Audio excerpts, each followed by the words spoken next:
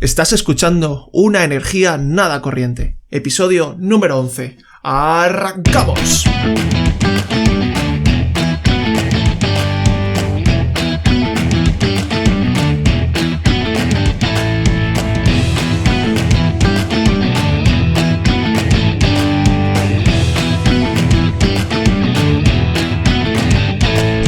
Un fuerte saludo, Incorrientes, desde tu podcast favorito, o al menos lo será pronto.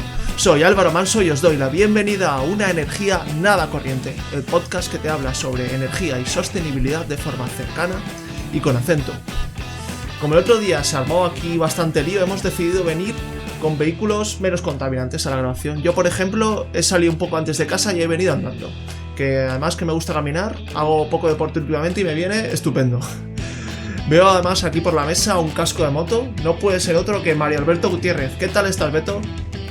Está muy bien, disfrutando del viaje. Una vez te decía que les decimos todos que una de las formas de disfrutar los viajes es el moto. Eso sí, moto eléctrica, concientizarnos un poquito más. Y una de estas motitos chiquitas, con eso basta. No necesitamos ir ni tan rápido ni con un motito. Vale. Después de Pepito Grillo Beto, el siguiente que ha venido pedaleando desde mismísimo Praga. Hablo de Machi Milanovski. ¿Cómo es tu bici, Machi? ¿La has tuneado? ¿Le has puesto neones? ¿Le has puesto algo? Sí, pues está muy bien. La verdad es que nunca me he ido en una bici eléctrica, entonces siempre pienso que lo mejor es utilizar tu propia fuerza de tus propias piernas. Y pues vamos chicos. Y con el siguiente de nuestros incorrientes estoy muy agradecido, porque se ha dejado el barco en casa y ha venido con un patinete eléctrico que tenemos aquí en un rincón de la habitación. Mucho más práctico, ¿verdad, Guille de Santos?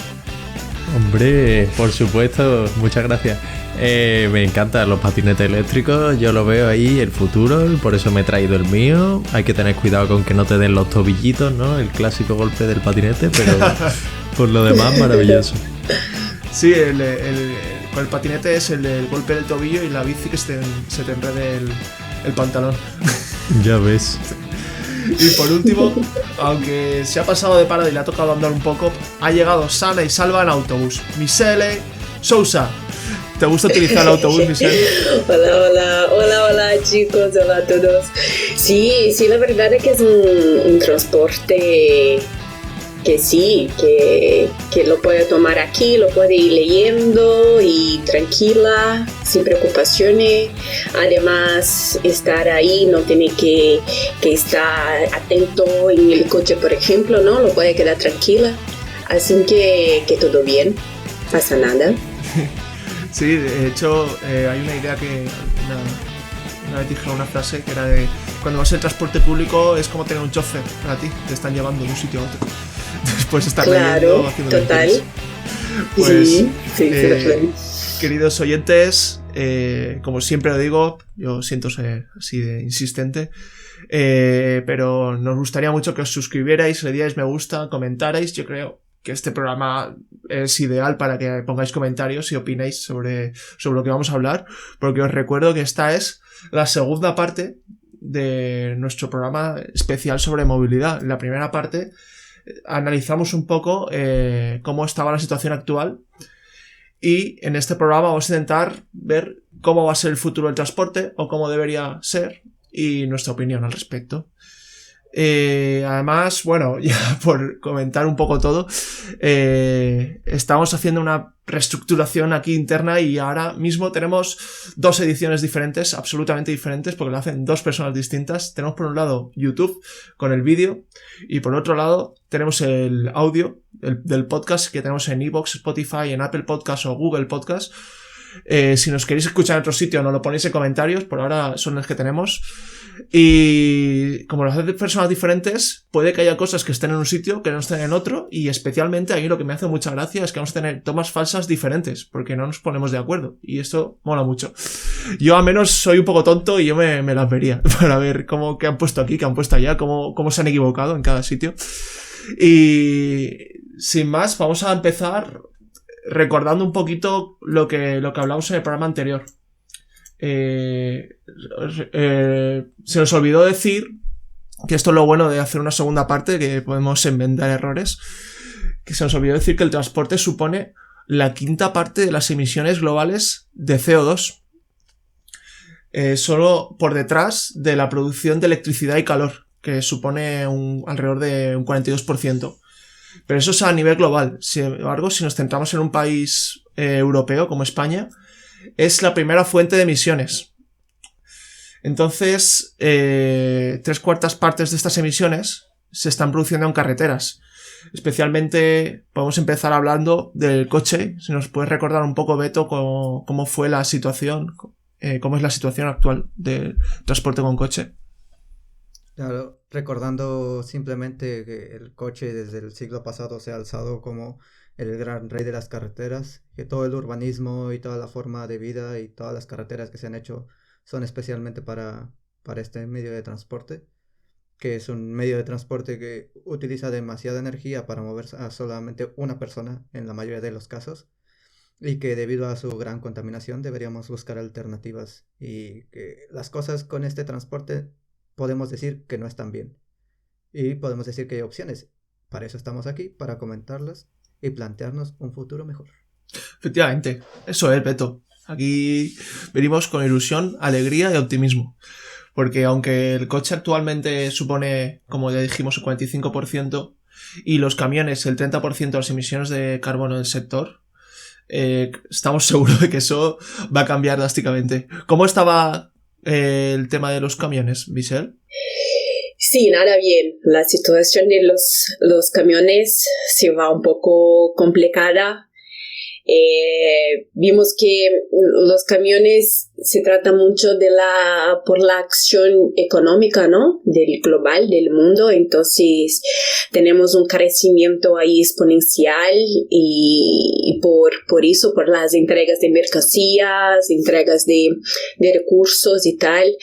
Así que vemos un escenario un poco complicado por una situación de más consumo y poco ha sido tratado, pero ya hay medidas ahí, unos trabajos muy, muy chulos que se da para implementar y expandir el proceso el avance, ¿no? De mejoría. Así que nada, vamos ahí con los otros y seguimos con las medidas. Genial, luego. Gracias, Michelle.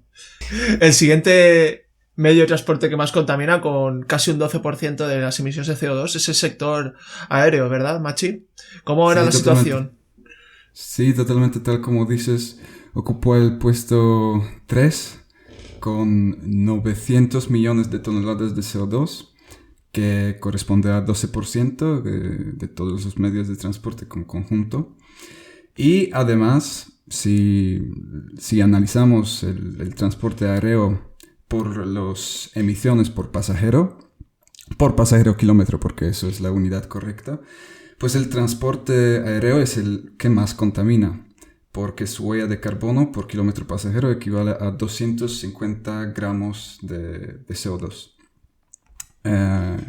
Bueno, otra cosa importante que conviene resumir de lo que hablamos antes en el episodio anterior, es que es el medio de transporte reservado sobre todo para los ricos. Alrededor del 70% de los vuelos los realiza el 15% de la población, mientras que al menos la mitad de la población no realiza ningún vuelo cada año.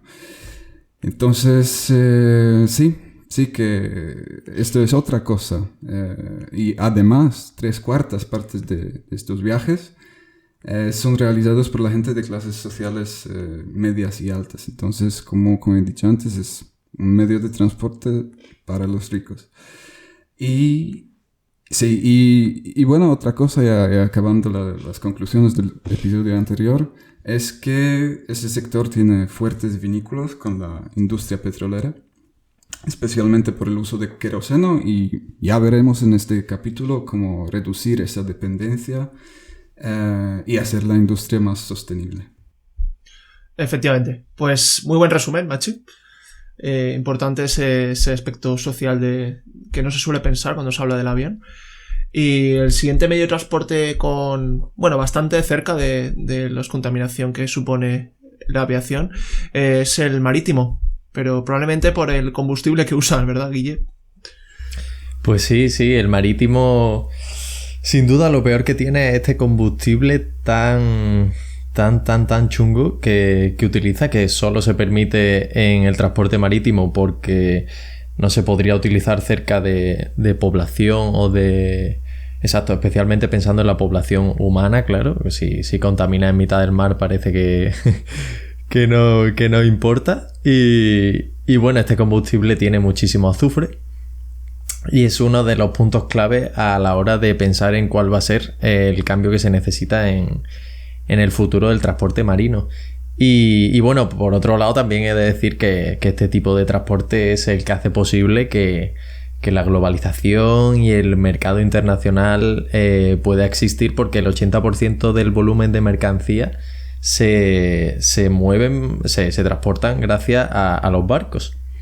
Entonces es un medio de transporte fundamental a la hora de poder llevar el comercio que sustenta el sistema actual. Y bueno, una economía global, ¿no? Exacto. Y bueno, y poco más. Ahora vamos a ver qué opciones tienen los barcos para ser más sostenibles. Y el último gran medio de transporte del que hablamos en el primer programa fue el ferrocarril, que en este caso solamente contamina un 1%, y esto se debe a que mayoritariamente emplea electricidad, que sabemos que es una fuente de energía, o es un vector energético que emplea muchas fuentes de energías, entre ellas las fuentes de energía renovables. Y con solo el 1% de la contaminación y el 2% de la energía consumida, es capaz de desplazar al 8% de los pasajeros del mundo y al 7% de las mercancías. Es decir, es un medio de transporte que energéticamente es muy eficiente. Sería interesante tal vez impulsar en esta línea el transporte en el futuro. El problema es que tampoco se puede hacer sin cabeza, ya que son, como ya expliqué con el ejemplo del AVE en España, infraestructuras muy caras, y es necesario asegurar un flujo de pasajeros y mercancías para que esto sea rentable, además de que sea accesible a toda la población, ¿no? Hablando de combustibles alternativos, lo primero que se nos viene a la mente siempre es la electricidad, que vemos la transformación que estamos viendo día a día en nuestras calles con los vehículos eléctricos, ¿verdad, Beto? Y en este apartado yo quería comentar algo rápidamente, porque tampoco lo mencioné la vez pasada, pero es que mucho se habla de la electricidad como si fuera la gran salvación de hoy en día, pero hay que recordar algo, hay que ponerle un poquito de color y de clases de historia, que espero no tardarme muchos minutos contando esto, pero hay que recordar que el vehículo eléctrico ya se concebía desde finales del siglo XIX. De hecho, existían los vehículos a gas, a gasolina y eléctricos.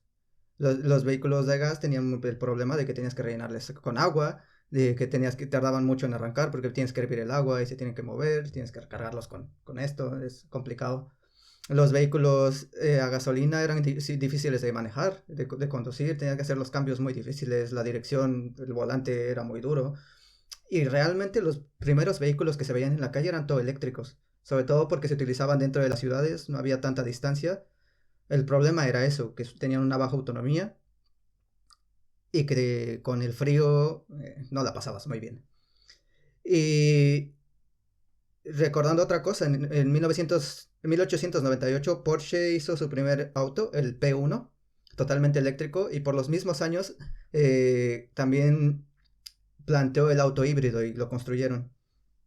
Y Thomas Edison también creía que era una buena opción, y de hecho empezó a trabajar un poco con Ford, pero llegó el golpe de autoridad del Ford T, que con su producción en masa facilitó más que se utilizaran este combustible. Y ahí nada más dejar sobre la mesa que también las petroleras y los negocios tuvieron mucho que ver en apoyar a uno u otro combustible. Y como dato, ¿sí, Álvaro? No, simplemente que es evidente que las petroleras tenían mucho poder y les convenía más que se usara eso que electricidad. Además, en aquella época el petróleo era mucho más barato que ahora. y el petróleo salía del suelo. Picabas un hoyo y casi que picabas un hoyo y salía el petróleo. Y por último, quería decir que, bueno, casi por último, terminando, para 1912, un auto a gasolina podía costar unos $650 americanos y un auto eléctrico unos 1.750. Había una diferencia muy grande. Y el problema de esto es que las baterías que se utilizaban, pues estas baterías de plomo, ácido plomo, eran muy, muy pesadas y con poca autonomía. De hecho, el General Motors también produjo un auto muy interesante eléctrico, el EV1, pero ahí dentro de las historias estas que también se cuentan en el bajo mundo, se dice que Chevron compró las patentes y dejaron de... Chevron, que es una petrolera, dejaron de producirlo. Y la verdadera revolución de esto inicia en los años 2000, cuando aquí, al que siempre hemos mencionado, el tío Elon Musk, en 2003 funda Tesla y se le ocurre utilizar las baterías del tipo que tienen las laptops y los móviles. Las Pero baterías de fue litio. hace tanto tiempo, el año 2000. 2003. Wow, pensaba Parecía- que era más reciente esto. No, empezó a trabajar y la cosa es que cuando inició este modelo, él sacó un auto súper deportivo que era súper caro, pero la idea en ese momento era mostrar que podían hacer autos deportivos, que podían competir con los autos deportivos a gasolina y que funcionaran con electricidad. Y bueno, todo esto ha tenido un Bueno, también crecimiento... tenía sentido mercantil de si es una tecnología que todavía no estaba tan desarrollada, tienes que hacerlo para un público de pequeña escala. Claro, que era, no recuerdo el modelo, pero bueno, esto ha ido avanzando, también el mundo ha ido cambiando, somos una sociedad en general más consciente sosteniblemente, el petróleo está teniendo problemas, contamina mucho y otro punto a este que tiene peso en esto es que también los países que no tienen petróleo ya no quieren pagar tanto y ser un poco más autónomos, una autonomía energética, ¿no? Pensemos en España, no tiene producción de petróleo y tener que estarlo comprando también le podría convenir más que se muevan con electricidad. Entonces, es lo que estamos viendo hoy en día, una tendencia en todos los países de economías pujantes sobre todo, estamos hablando de Estados Unidos, Europa, China, que tienden hacia la electrificación. También es importante mencionar que ahora el auto eléctrico también tiene gran importancia porque las baterías se han desarrollado con mayor tecnología y porque hay autos como el Tesla Modelo 3 que te ofrece una autonomía de 500 kilómetros y comprobados de 499 por la EPA. Estamos hablando de un viaje de Madrid-Barcelona. Que Sí, lo puedes tranquilamente. hacer tranquilamente con un auto eléctrico. Habría que ver eso, bueno, siempre lo pongo en duda cuando dicen esas autonomías, porque ¿cuánto tiempo? Porque en 5 años la batería se ha degradado y si hace calor van peor o frío. Es que tiene muchísimos matices que también es importante mencionarlo, ¿no? Que idealmente funcionan así, pero que nos da una idea bastante importante de cómo va avanzando la tecnología, de 100 kilómetros que podían soportar a 500, es bastante interesante. Esto en cuanto al tema de la electricidad, que sin duda durante los próximos años lo vamos a ver, también las tecnologías, las políticas que imponga cada país, o el caso de la Unión Europea, España, donde para el 2030 ya no quieren vender autos a combustión, bueno, que ya no se vendan autos a combustión interna y que para 2050 dejen de circular. O China, que también plantea dejar de utilizar autos a combustión interna y invertir una cantidad que hasta ahora ronda los 60.000 millones de dólares para desarrollar su propia industria de automóviles y sobre todo eléctrica. También lo vamos a ver muchísimo en el futuro. Yo creo que a nivel de tecnología es lo más inmediato que vamos a ver. Y solo para puntualizar un poco, otra opción que también suena por aquí es la opción del hidrógeno. Pero que utilizar el hidrógeno en las pilas de combustible, también más adelante es posible que lo veamos. Pero eso creo que alguien más de nuestros compañeros lo va a comentar. Sí, está en la escaleta. Y decir que eso, que lo comentará, pero que sí o sí la electricidad nos va a alcanzar en cuanto a autos. Ojo, me gustaría decir que no porque solo deje de quemarse combustible es la mejor opción, pero eso lo comentaremos más adelante. Claro. De hecho, bueno, lo que iba a decir que para el hidrógeno al final es electricidad también lo que se usa en la cadena de producción. Eso. Pero otro combustible para que también se ha hablado mucho para los coches y que ahora mismo parece que no está tan en boga como lo están los coches eléctricos o el hidrógeno en cualquiera de sus variantes, pero es el biocombustible, que hace a lo mejor 10 años era como parecía la alternativa. Y sin embargo puede que sí que lo sea para el sector de la aviación, ¿no, Machi? Sí, totalmente. Pues bueno, pero antes de entrar en el tema de biocombustibles, quiero decir que en la actualidad hay muchas medidas que se está llevando a cabo para lograr aviación sostenible y además hay varios actores responsables por implementar estas medidas. Entonces, primero tenemos los fabricantes. Son ellos que producen los componentes, los que pues, pueden cambiar el diseño o modificar la construcción. Luego están las aerolíneas, ¿no? Las que tienen sus propias políticas, ¿no? Sus ofertas y pues luego escucharemos cómo ellas pueden reducir el impacto medioambiental de ese sector. Y no podemos olvidar que también hay aeropuertos que están responsables por el suministro del mismo combustible. Entonces empezamos con biocombustibles, ¿no? Pues en el episodio anterior, creo que esto es buen punto de partida, ya comentamos que hoy en día se utiliza sobre todo el queroseno. Pero hay alternativas, ¿no? Porque al final esto es combustible fósil y nosotros buscamos algo que sea proveniente de materias primas renovables, ¿no?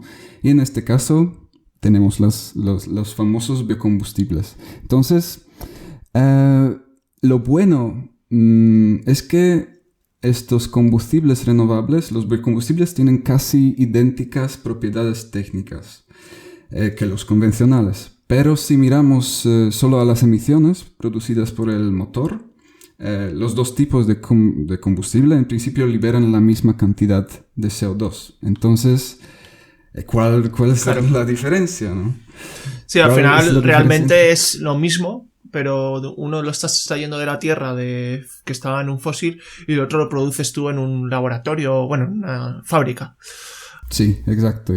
Pues pero es lo la mismo. diferencia, sí. Entonces la diferencia es que el carbono que necesitamos para la producción y en parte también de la combustión se elimina previamente de la atmósfera mediante procesos biológicos o tecnológicos, ¿no?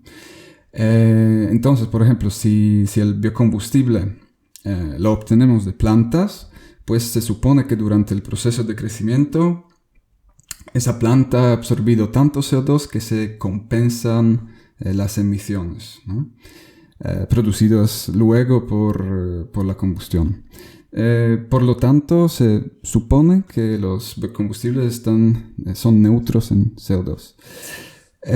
Sí, bueno, esto es cada elemento, digamos, o cada componente natural del planeta tiene como un ciclo. Entonces, en este caso, el carbono tiene su ciclo de carbono, que es como igual que estudiábamos el ciclo del agua, ¿no? Que llovía, bajaba por los ríos, llegaba al mar, se evaporaba, ¿no? Pues el de carbono también existe, ¿no? Y es el de las plantas lo absorben, luego tal. Entonces, es carbono, este carbono que se estaría quemando en un biocombustible es carbono que está dentro del ciclo. El problema con los combustibles fósiles es que estamos trayendo carbono que ya no está dentro de ese ciclo y lo estamos expulsando ahí a la atmósfera a toneladas. Y eso es lo que desregula el ciclo del carbono. Sí, exacto. Y bueno, podemos clasificar los biocombustibles según la materia prima que utilizamos. Pueden ser los que provienen de biomasa lípida, de almidón, azúcar o incluso residuos. Entonces eso es un poco la clasificación. Pero ahora la pregunta es ¿qué porcentaje llevan dentro de la producción de combustible para la aviación, ¿no? Porque yo me centro en aviación. Pues como imagináis es un porcentaje muy muy pequeñito. Que según la Agencia Internacional de Energía representa menos del 0,1% del consumo total de combustible de aviación. Eso por lo menos en año 2018. Ahora nos preguntamos por qué ese porcentaje es tan pequeñito. Pues eso es en parte porque el mercado está relativamente joven. De hecho, el primer vuelo con biocombustible tuvo lugar en 2008. Y de 2008 hasta 2019, que son 11 años, solo 150.000 vuelos han utilizado biocombustibles. Y hay que tener en cuenta que cada día se realizan 150.000 vuelos. Entonces, durante estos 11 años, podemos decir que solo un día se utilizó biocombustible. Vaya. Y el 0,1. Sí, es 0,1. En 2018. Claro, yo la duda que me surge cuando hablamos de biocombustibles, en cualquier caso, ya no sé exactamente en el caso de los aviones cómo funciona, es el retorno energético que tiene, porque supongo que hay un consumo energético a la hora de producir ese biocombustible. No sé cómo se hace, la verdad, no sé qué tipo de industria es, pero no sé si has podido ver qué retornos energéticos, si es rentable por la eficiencia que tiene el proceso. Pues la verdad que no, pero es seguro que si queríamos que una parte o una parte significativa de esta demanda que supone aviación fuera cubierta por los biocombustibles, se requerirían inversiones gigantescas, ¿no? En los proyectos de refinería y tal. Entonces se necesitaría una inversión en el mercado y también en el desarrollo. Entonces, de momento podemos decir que biocombustibles es solo un pequeño porcentaje dentro de todo el combustible en aviación y pues... Y Mache, solo una cosita.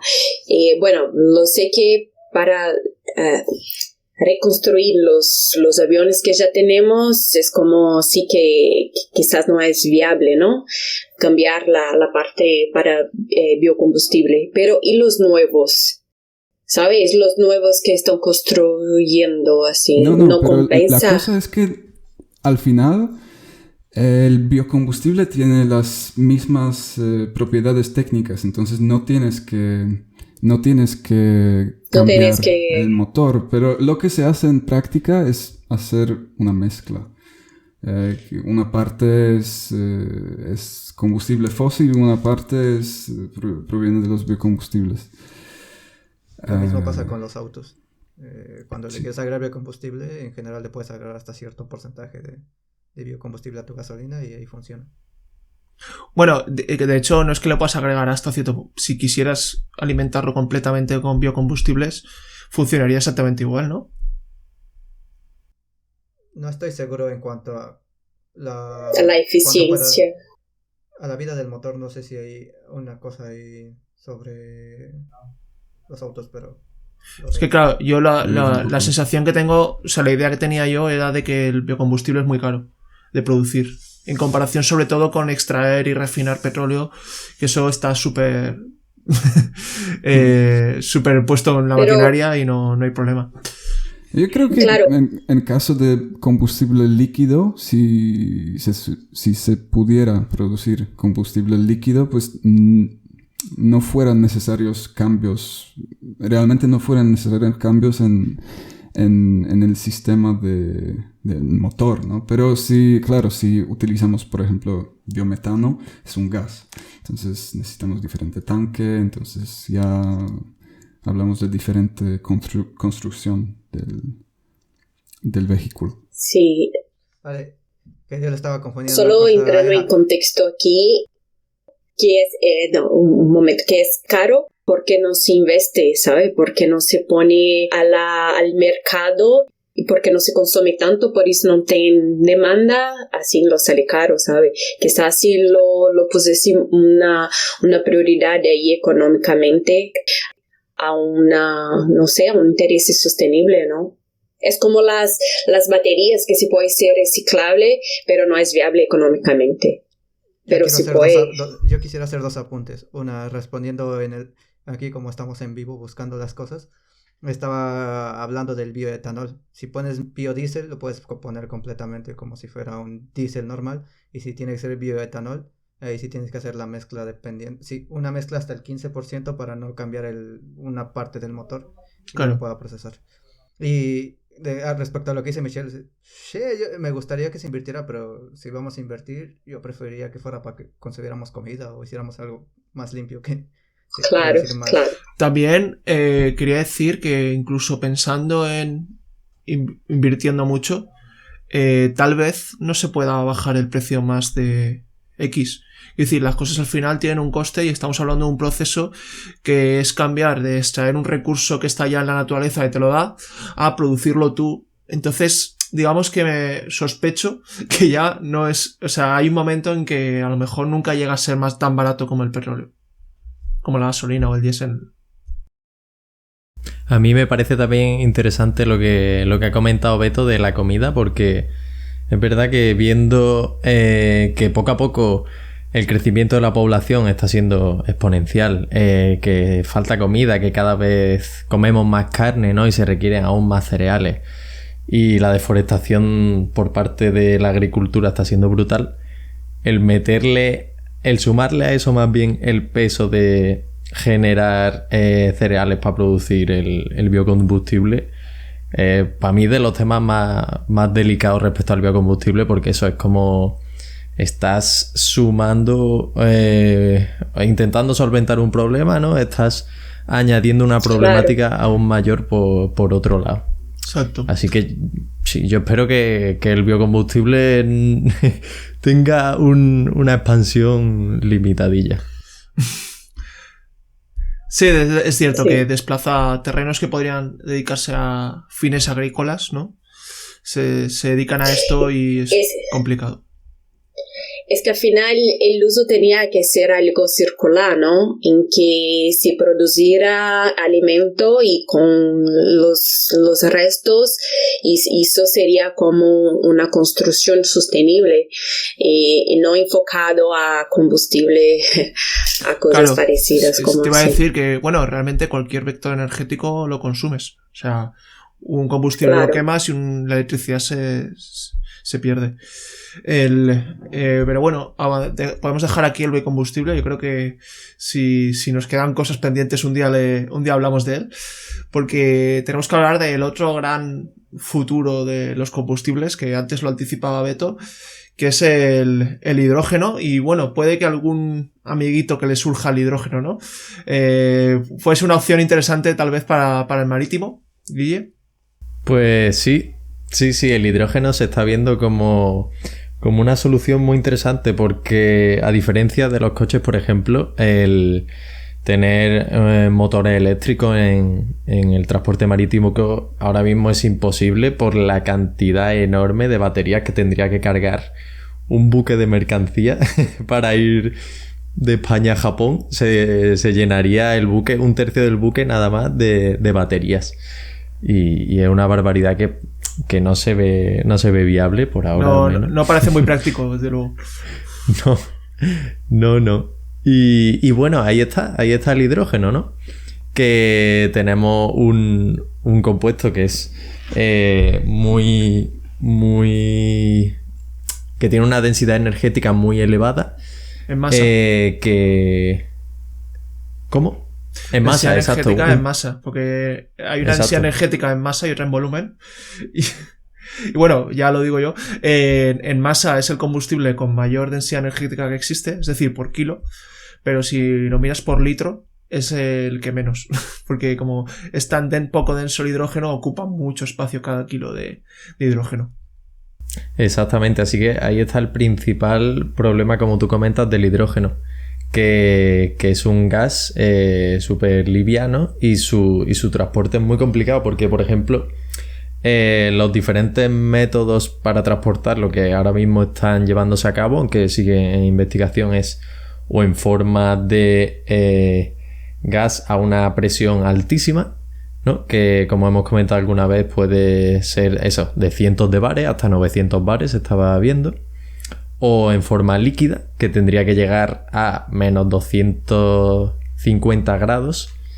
Y para llevar el hidrógeno a menos 250 grados, por lo que he visto, casi que un tercio de lo que es la energía del hidrógeno como tal es lo que cuesta llevarlo a esa temperatura, con lo que sigue siendo precisamente complicado. La eficiencia del ciclo de producción y consumo, producción, almacenamiento y consumo de hidrógeno, es justo uno de los mayores problemas que tiene el hidrógeno. O sea, como para quitarle un tercio así como así. Sí, totalmente. Es sí, bastante desastre por ahora. Claro, a no ser que ya consiga esa energía, ¿no? De forma renovable, que ahí también está la clave, ¿no? La generación del hidrógeno, cómo va a ser. Si va a usar combustibles fósiles, si va a usar electricidad que venga de placas fotovoltaicas, o cómo se va a producir este hidrógeno. Sí, porque hoy en día mayoría del hidrógeno proviene de industria petroquímica, ¿verdad? Sí. Sí, Sí, el hidrógeno gas natural. verde es minoría ahora mismo.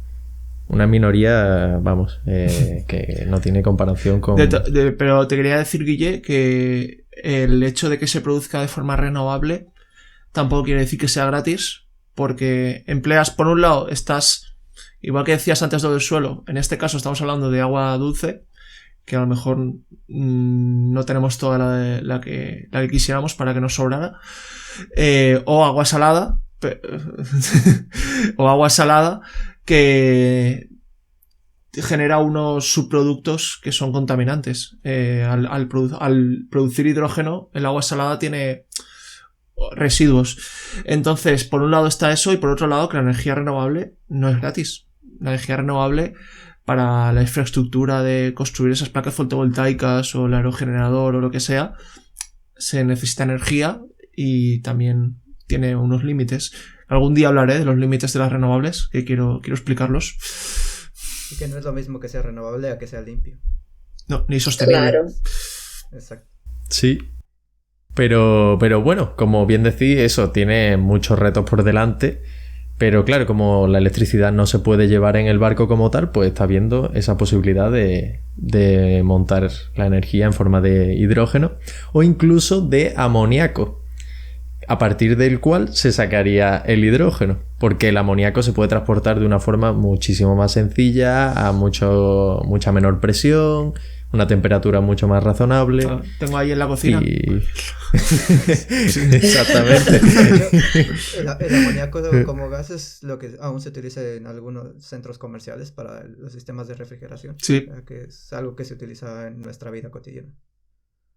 Es un refrigerante muy bueno, de hecho, sí. Y se usa de forma industrial. No es nada raro. Y bueno, con esto, claro, volveríamos al mismo tema de producción de amoníaco de forma verde, ¿no? Cómo produce el amoníaco. Pero así con todo, por supuesto. Pero bueno, así estas son un poquito las soluciones, un poquito por encima. Y también quería comentar una que me encanta, que es el aprovechamiento del viento. Por supuesto, en los barcos, que se nos ha olvidado que los barcos se movían gracias al viento. Y hay unas nuevas generaciones de velas que son flipantes, que son como turbinas, como unas hélices en 360 grados que rotan, intentando aprovechar cualquier dirección del viento. Estoy pensando en los diseños estos de Da Vinci, ¿no? Que eran así también velas. Pues sí. Es ese estilo, exacto. Sí, creo que lo había visto. Pues bueno, ya por último comentar el barco Energy Observer. No sé si sabéis de él. Es un barco que tiene incorporada este tipo de velas, tiene una purificadora de agua salada y fotovoltaica para utilizar la energía del sol para purificar agua, generar hidrógeno cuando haya sol y con el hidrógeno y el viento mover el barco. O sea, la verdad es que es una pasada, pero básicamente es combinar un montón de tecnología y tener un barquito súper caro y pequeñito que es flipante, ¿no? Para demostrar el poder de las renovables en los barcos, pero a gran escala que son lo que de verdad contamina y lo que de verdad mueve las mercancías, pues necesita un avance y otra perspectiva. Sí. La verdad es que no suena nada mal el usar hidrógeno en los barcos con esa gran masa que tienen y esa gran carga que mueven. También se ha planteado para hacer nuevos diseños de aviones, ¿verdad, Machi? Sí, sí. Bueno, pero antes de bucear en ese tema me gustaría hacer referencia a... ¿Cómo? Skydiving. Bucear en el aire. Bueno, me gustaría hacer referencia a lo que dijiste tú, Beto, en el último episodio sobre la cuota del mercado de fabricación de automóviles. Entonces, como recordamos, en caso de los coches, hablamos de oligopolio con el líder Volkswagen. Y como está con el caso de los aviones. Pues desde la última década de siglo XX hasta el día presente se habla de duopolio, en que los dos actores que controlan 90% del mercado son Airbus y Boeing. Y bueno, debido a que este mercado se reparte básicamente a estos dos fabricantes, podemos adivinar que los diseños que voy a presentar pues provienen de estos fabricantes. Y primer diseño, tal como ya hemos comentado, se basa en hidrógeno. Y tiene tanto diferente combustible, o utiliza tanto diferente combustible, como tiene diferente estructura. Y el fabricante que está desarrollando ese avión es Airbus. Ahora, Airbus incluso ya ha creado un prototipo que se llama Maverick. Ahora no sé si esto es solo un nombre reservado para ese prototipo, porque el prototipo mide 3 metros de ancho, ¿no? No es nada no es un avión de tamaño, digamos, comercial. Parece más de juguete, ¿no? Casi sí, 3 metros. Sí. Entre el año pasado y este año hizo unos... tenía 3 meses de vuelos de prueba probando pues esa tecnología. Y ahora, sin entrar en detalles de la construcción y funcionamiento, pues este modelo está compuesto por una turbina de gas que quema hidrógeno, y esa turbina... qué interesante. Pues, sí, es hidrógeno, pero para quemarlo, no para una pila de combustible. No. No, claro que hay motor eléctrico y lo impulsa la pila de combustible. Vale. Pero has dicho que hay una turbina que quema el gas, ¿o no? Entonces. Es que yo de motores no tengo ni idea, ¿eh? No sé. Me estás pillando. Yo, por lo que he visto, sí existe la posibilidad de quemar el hidrógeno en ciertos tipos de motores. Sé que existe la posibilidad, pero no sé si es la que se plantean para este avión. Bueno, lo más importante es que seguro que esa turbina se mueve gracias al hidrógeno. Vale. Quedamos con eso. Bueno, entonces, vale. Pero nos surge la siguiente pregunta, ¿no? ¿Cómo encajar los tanques de almacenamiento, ¿no? Que ya sabemos que en cuanto de hidrógeno el desafío más grande es el volumen, ¿no? que tiene, ¿no? En comparación con combustible convencional. Entonces, para que estos tanques encajen, Airbus utilizó diferente construcción, conocida en el mercado como diseño de ala combinada. Entonces el avión tiene forma de triángulo. Mira, Mario, creo que Beto está mostrando perfecto. ahí. Sí. Y pues de esta manera pueden encajar los tanques de almacenamiento de hidrógeno. Vale, entonces nos surge segunda pregunta. Entonces, ¿cuánto tardará la entrada en el mercado, ¿no? de esta tecnología? Porque, claro que es algo extra porque no es una tecnología de cero emisiones, básicamente. Pues Airbus nos hace esperar hasta por lo menos 2035. Y bueno, vamos a Pero observar. el objetivo es para hacer un avión de pasajeros o para mercancías. Para pasajeros, Sí, ¿no? sí. Entiendo. Para pasajeros, sí. Aquí hablo solo de las construcciones para pasajeros, sí. Molaría La mucho. construcción comercial. Sería interesante. Bueno, realmente el hidrógeno, al ser un combustible ligero, parece como muy apropiado, ¿no? Para ir por el aire. Sí, para volver.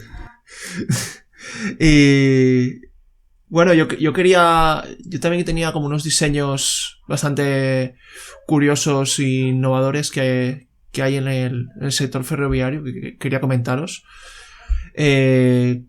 Concretamente tengo dos opciones que solventan los dos problemas más importantes que tiene el transporte ferroviario para su movimiento, para alcanzar mayores velocidades. ¿Cuáles creéis que son los dos mayores frenos que tiene un tren cuando está en movimiento? Y la fricción. El viento es uno, desde luego. ¿Y lo otro que has dicho, Machi, perdona? La fricción. Ah, exacto, la fricción con las vías del tren. Sí. Pues la primera propuesta que se propone es la levitación magnética. Son los trenes de levitación magnética. De este modo lo que evitan es precisamente lo que decía Machi, de tener fricción con la vía del tren. Tienen De este modo lo consideramos como un avión, ¿no? Porque sí, bueno, o volar a ras de suelo. Puede ser un vuelo a ras de suelo. Yo lo estoy considerando un tren porque hay una vía, hay un carril por donde tiene que ir. Sí. No puedes girar más de lo que te diga. Y aquí lo que hay es un sistema de bobinas, campos magnéticos que mantienen la cabina del tren por encima, unos centímetros por encima del suelo. Esto hace que pueda ir mucho más rápido. De hecho, yo la duda que tenía cuando estaba estudiando esto era ¿cuánta energía consumes para generar esos campos magnéticos y esas bobinas en comparación con un tren normal? Y resulta que más o menos consumen parecido, porque lo que te ahorras en resistencia es lo que gastas en los campos magnéticos, y se calcula como 3,4 litros cada 100 kilómetros por pasajero. Esto pues probablemente no os diga mucho, pero si lo comparamos, por ejemplo, con un avión podría ser alrededor de 5,3 litros cada 100 kilómetros, o un coche 4,8 litros cada 100 kilómetros. Los trenes de alta velocidad consumen 1,6 litros cada 100 kilómetros. O sea, estaríamos entre un tren de alta velocidad y un coche. Y entonces, bueno, además es una tecnología que ya está en funcionamiento desde hace décadas. Más famoso de ellos es el de Shanghái, que lleva a la gente del aeropuerto a la ciudad a 430 km por hora. Estamos hablando ya de velocidades muy, muy importantes. O sea, esta tecnología, digamos que me gusta como sustituto para desplazamientos en avión de corta distancia. Me parece que funciona, es una tecnología que está probada y que realmente reduce el impacto energético. Además, como consume electricidad. Sí, al final hay que tener en cuenta que cuando te vas en avión pasas por menos, no sé, 2 horas en el aeropuerto, ¿no? Entonces claro, hay que siempre añadir ese tiempo que gastas en el aeropuerto al esperar a entrar en avión. Es verdad que hay veces que vale más la pena estar 1 hora más o 2 en el tren que lo que estás en el aeropuerto, efectivamente. Y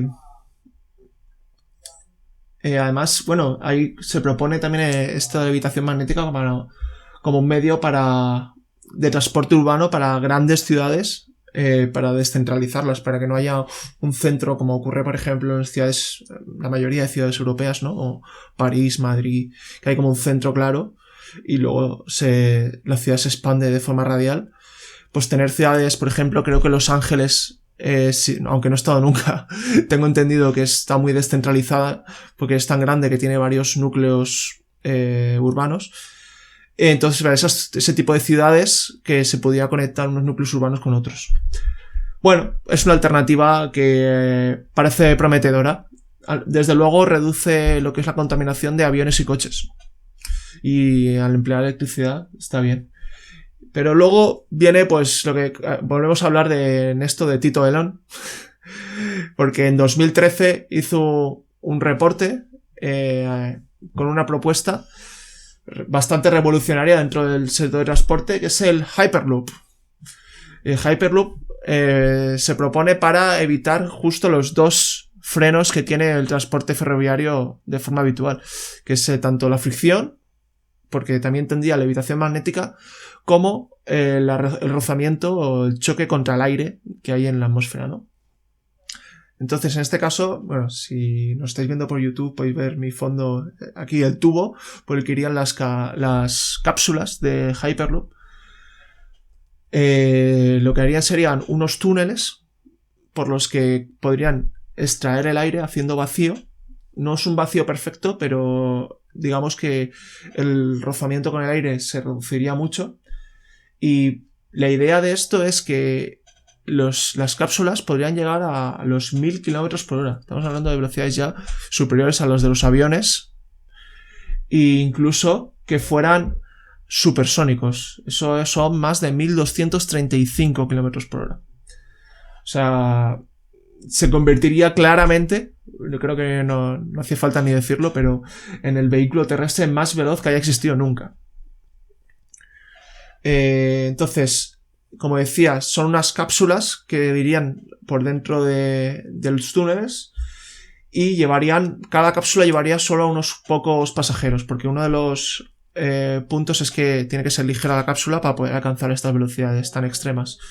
Ellos dicen que podrían tener, o sea, los defensores, quiero decir, que podrían salir una cápsula cada 40 segundos y así tendrías un gran volumen de pasajeros en cada túnel. Y de esta forma piensan que sería más eficiente por pasajero que cualquier otro medio de transporte que exista. Incluso hablan de, bueno, reducciones muy locas, de que fuera 1/3 del consumo. Bueno, también, de hecho, por proponer, se propone hasta que se use en ascensores ultra rápidos, en rascacielos, claro, imagino. Lo que yo me pregunto es si hay un rascacielos suficientemente alto como para que le dé tiempo a acelerar a la cápsula a esas velocidades. Además, si para mitad, no sé, no lo veo mucho ahí. Creo que no hay suficiente distancia. Pero bueno, esto con lo que pasa siempre con las ideas de Elon Musk es que molan mucho, son súper chulas, muy futuristas, tienen todo el brilli, la purpurina que le quieras poner. Pero, ¿es realista esto? ¿Vosotros así os suena bien? ¿Creéis que veremos un Hyperloop? Guille, ¿tú qué piensas? Bueno, Beto. Es complicado instalarlos hoy en día en las grandes urbes ya establecidas. Estas cosas o son, si no me equivoco, también las plantea ser subterráneas. Por tanto, tendrían también que hacer grandes obras por abajo de la tierra y yo no me imagino una ciudad abriéndose para poner todo esto. Necesitaría ver un lobby muy grande, un patrocinio muy grande. Bueno, en este caso no estamos hablando de transporte urbano, estamos hablando de transporte interurbano. De hecho, su propuesta era entre Los Ángeles y California. Pues entonces rectifico mi punto, o sea que alguien desde el dinero, yo no veo por qué no, si hay alguien que está dispuesto a invertir todo lo que se necesita. Claro, yo lo que veo aquí un poco también es lo que ya hemos comentado varias veces, ¿no? Que es igual que pasa con los trenes de alta velocidad, ¿quién va a poder pagar el billete de Hyperloop, ¿no? Y bueno, esto, y también con qué dinero se va a financiar, ¿no? Si va a ser con los impuestos de todo y luego van a viajar los ricos en Hyperloop, pues Claro, eso... yo creo Historia se que parece.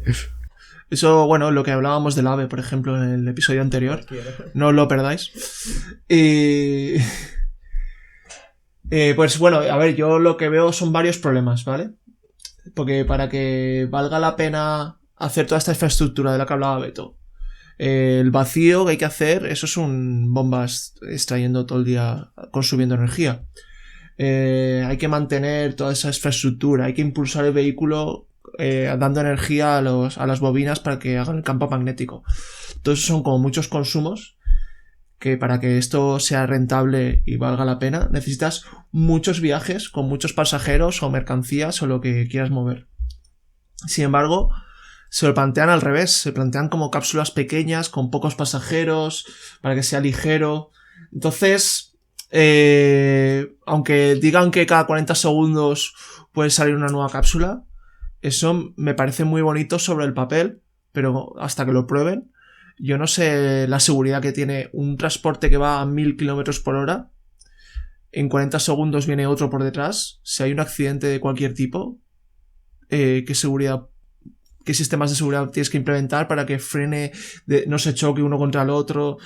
Parece un poco peligroso todo. Otra cosa es que haya a lo mejor un incendio en el túnel, ¿no? Clásicos peligros de los túneles. Todo a esas velocidades, digamos que lo pongo todo entre comillas. Y además, otro problema de esa velocidad, ¿puede girar? ¿O tiene que ir en línea recta? A lo mejor en el desierto de Arizona es viable, pero si quieres cruzar el Tíbet, ya no. O si quieres, por ejemplo, de China a Rusia, ahí tienes que cruzar varias cordilleras y varios frentes montañosos. Bueno, habría que ver, ¿no? ¿Son todo túneles o puede hacer una cuesta para arriba y una rampa para abajo? O sea, parece que podría funcionar.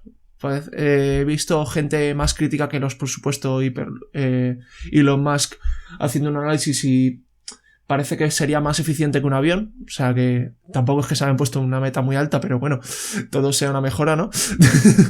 Y bueno, yo ya así imaginándomelo, leyendo sobre esto, imaginaba como unas pocas líneas globales el día que en el futuro por fin,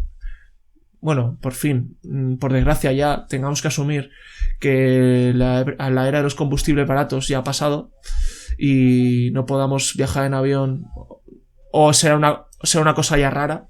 A lo mejor una línea entre que una, no sé, Shanghái con Moscú, otra que una Moscú con París, con Nueva Delhi, se vaya uniendo así algunos puntos del mundo y sea la única forma que tengamos de desplazarnos de un continente a otro de una forma relativamente rápida, ¿no? Aún así, lo dudo, lo pongo en duda hasta que alguien lo ponga en marcha, porque igual que la levitación magnética es un sistema que mueve a miles de pasajeros cada día, el Hyperloop no se está haciendo. Entonces, es Álvaro, mi reflexión. No sé si queréis algún comentario. sí, bueno, es más pregunta que comentario, pero no sé si vas a saberlo. Pensaba de cómo esa tecnología se desgasta, es decir, ¿para cuándo esto podría, no sé, es inversión gigantesca, pero ¿cuántos años tarda hasta que hay que reemplazarlo? Porque al final no hay fricción, ¿no? No. Si no hay Bueno, pero tienes fricción, muchos ¿cómo? sistemas, aunque no sea el propio tren lo que se estropee, habrá cosas como las bombas de extraer vacío. Porque Yo van a creo estar que, trabajando continuamente y su ciclo de vida se va a ver reducido por eso. claro. Yo es donde veo el punto débil. Pues, Álvaro, ahora que comentabas de teorías de estas un poco locas y agradeciéndote que me pasases el dato porque la verdad estaba muy centrado en la electricidad y los autos de hidrógeno, me gustaría hablar sobre esta otra idea que surgió como una iniciativa y aquí les voy a pedir un poco de imaginación a la gente que nos está escuchando y a la que nos está viendo pues por YouTube, que vea mi pantalla. Lo que les presento aquí es el TEP. Y dirás, ¿qué es el TEP? Bueno, viene del inglés, con un inglés un poco malo, pero bueno, el Electric Vehicle, o como yo lo traduzco, el vehículo eléctrico enganchado.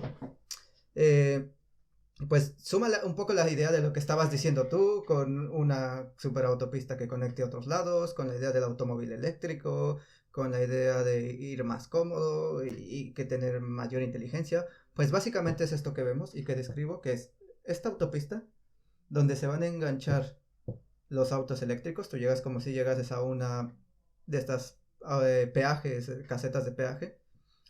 Supongamos que todos tenemos autos eléctricos y que la energía está producida por renovables, que también sería lo ideal. Nos enganchamos ¿Tú no? a esta gran avenida. ¿Tú no tienes uno? Me llega la siguiente semana. Ah, vale. Nos enganchamos a esta superautopista. Ella nos lleva el mismo sistema. Introducimos en qué estación nos vamos a bajar, como si fuese un tren, porque habrá diferentes estaciones, y nos dejamos llevar. El auto irá más rápido, se irá cargando directamente con el mismo sistema. Sí, creo, perdona, que se parece a las entradas y salidas de las autopistas, ¿no? Exacto, sí, simplemente tendrá por aquí una salida hacia el lado. Esto que se ve aquí, pues una salida de la autopista hacia la estación. Y te puedes seguir derecho, no tienes tráfico, todo va a estar controlado, habría más seguridad porque la velocidad estaría controlada. También podría servir para de lo que hablaba Michelle, el transporte de mercancías, pues también sería una alternativa. Sin embargo, o sea, todo me parece bien, pero también lo mismo que tú decías, hay que ponernos a pensar los costos, quién va a pagar por esto, nos va a salir rentable, todos vamos a tener autos eléctricos. Igual si lo hacen en Noruega, donde la mayor parte de gente ya tiene autos eléctricos, convenga y se puede pagar. Pero como bien lo mencionabas, para proponer ideas se escucha súper bien. Y pues ojalá nos toque verlo también y evaluar qué también nos ha salido. Beto, te quería preguntar si este tipo de tecnología, por ejemplo, sería posible, en vez de tener que crear toda una infraestructura nueva, por así decirlo, reutilizar la que ya está hecha. O sea, lo que se me ocurre ahora mismo, en vez de crear nuevas autopistas con los raíles y tal, el seleccionar parte de la autopista que ya hay, poner los raíles y que simplemente la mitad de los coches vayan por ahí. Bueno, no sé qué está planteado, si volver a invertir en un mundo lleno de este tipo de autopistas. Que es lo mismo, pasa un poco, yo diría que es un poco la competencia del Hyperloop, porque en realidad están pensadas estas cosas para conectar ciudades lejanas. Entonces habría que ver qué autopistas hay. Incluso dentro del proyecto se plantea que cuando entren a la ciudad vayan subterráneas. Entonces igual se puede aprovechar algo, pero sí que habría una gran inversión que se tiene que hacer. Yo lo que a mí me parece interesante, porque uno de los mayores problemas que tiene la idea del vehículo eléctrico es el tamaño de las baterías, todos los minerales que tiene que consumir. Y si hiciéramos esto, a lo mejor, o sea, habría que ir midiéndolo poco a poco, ¿no? Pero me parece que a muy largo plazo puede ser interesante, porque no necesitaríamos grandes baterías en los coches y a la vez tendríamos toda la autonomía que quisiéramos. Como estaría conectado, estaría continuamente cargado. Claro, volviendo a poner el ejemplo de Madrid, Barcelona. Igual si lo utilizas dentro de Madrid, ¿cuánto puedes usar al día? 30 kilómetros, tal vez necesitas un auto que te dé una autonomía de 50 kilómetros. Y si te quieres mover a otra ciudad, que sería interconectar ciudades grandes, pues te montas en esto y te lleva y sigues usando tus 30 kilómetros en la otra ciudad. Sí, además, otra idea interesante que vi, bueno, porque esto te lo pasé, parecía que eran estaban más bien a favor, la verdad. Y otra idea interesante que me pareció de lo que decían es que habría menos puntos de carga dentro de las ciudades, porque, por ejemplo, o sea, no haría falta que todo el mundo fuera a cargar los coches eléctricos a los mismos sitios, tal, porque al tenerlo cargado ya de que has llegado con el coche cargado, te puedes volver a ir luego por la noche. Imagínate que vas por la mañana a Barcelona y luego por la noche te vuelves a Madrid. No has tenido ni que cargar en todo el día el coche. Y hay otra cosa un poco en contra. Bueno, una cosa que se debería sortear sería de nuevo la demanda en el sistema eléctrico y cómo vamos a alimentar todo esto. Sí, Y, desde luego. bueno, igual y de al lado ponemos placas, ya que nos estamos poniendo creativos, pues ponemos placas a todo. Bueno, creo que el vídeo, el techo del túnel, todo eso eran placas fotovoltaicas. Pero bueno, eso ya es creatividad al poder. Pura fantasía. Y Sí, sí, bueno, ¿querías comentar algo más, Michelle, de esto? no, es una reflexionando también que aparecen muchas alternativas muy buenas, ¿no? Con el sentido un poco más de eficiencia energética, pero al mismo tiempo, si no combatemos un poco la demanda, quedamos en la misma. Porque para la producción de todo eso se necesita de combustible y se necesita de combustible, de fósiles, ¿no? Y petróleo y de todo. Así que hay que tener todo un conjunto de alternativas. También está bien, pero se alimenta porque el ritmo de crecimiento poblacional aumenta, la demanda aumenta, la economía lo propone consumir más, así que hay que tener en cuenta eso también, ¿no? Sí, también, bueno, de hecho, sí. hablando de ideas innovadoras, creo que dentro del mundo de los camiones también están surgiendo algunas, ¿no? Claro, por eso me refiero a eso, que por los camiones una cuestión un poco complicada porque ya lo han estudiado y hechos prototipos de camiones eléctricos, de la parte de hidrógeno también, pero no se conviene, no es viable ni económicamente, ni social, ni estructuralmente. Así que a los camiones sí crece mucho y lo que he trabajado en la parte de la infraestructura, en la parte de la eficiencia del motor, en la parte de algunas aerodinámicas y la parte también de hibridación, cuando hibridación eléctrica o por hibridación hidráulica también. Y eso se hace un ahorro de combustible de hasta 20%. A ver, sí, 25% del ahorro de combustible. Así que sí que se puede hacer algunas modificaciones en la parte de infraestructura de los camiones, que se puede contaminar menos, ¿no? Y utilizar menos combustible. Sí, sería ideas para diseñar mejor el camión en sí, ¿no? Sí, la verdad es que sí. Pero seguirían la mejor solución de momento sigue siendo emplear combustibles fósiles, entonces. Sí, la verdad es que a ver, es que lo que viene rentable a los fabricantes, a los que vende, sí que lo son, ¿no? Hay que tener un cambio completo y eso genera reducción de la ganancia, de los lucros. Así que no conviene a ellos que lo venden los camiones y nada. Pero sí que hay que tener en cuenta, si vamos a mirar un poco además que hizo, la mejor solución es la reducción de los camiones, o sí, ¿no? Pero tenemos un gran problema por la dependencia de los camiones y a cada día que pasa más, porque estamos utilizando mucho la internet para las compras de mercancías. Entonces sale quizás un coche o un camión con una carga pequeña a entregar una mercancía, ¿sabes? Todo ese sistema no se comunica, entonces tenemos muchos problemas con eso y que no se ha trabajado en eso. Por parte de los camiones, la eficiencia mismo, se ve que la parte eléctrica no conviene, porque 1/3 de los camiones lo tenía que ser por baterías, además de reservar el peso, ¿no? Sí, pasa como con los barcos, ¿no? Total. Un tercio tiene que ser baterías. Actualmente Mercedes Sí, tiene un camión de estos de carga implementado que recorre 100 kilómetros, sobre todo en Europa. Tiene una autonomía de 100 kilómetros.